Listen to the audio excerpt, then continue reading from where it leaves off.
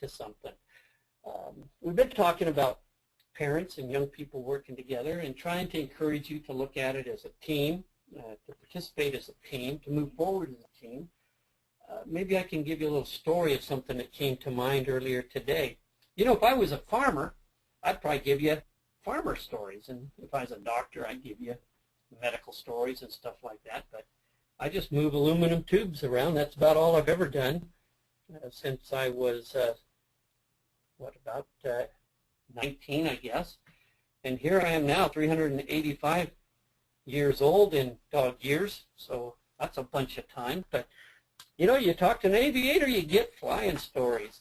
So I'm reminded about a situation that occurred down the road from where we're at here. It was in Denison, Texas, not all that long ago. I was in an air show with my 4 boys, and we were putzing around a static display where they put all the airplanes up for guys like us to drool over and to look at and to ask questions. So we happened to be looking at an F-16, which was outfitted with these gizmos on the wingtips. Well, none of my boys were born when I was in the military, so none of them had really been introduced to the fighter world and stuff like that. But they had some interest, and they started asking me all sorts of questions. And they looked at these gizmos out on the wingtips and started with the easy questions like, what's this?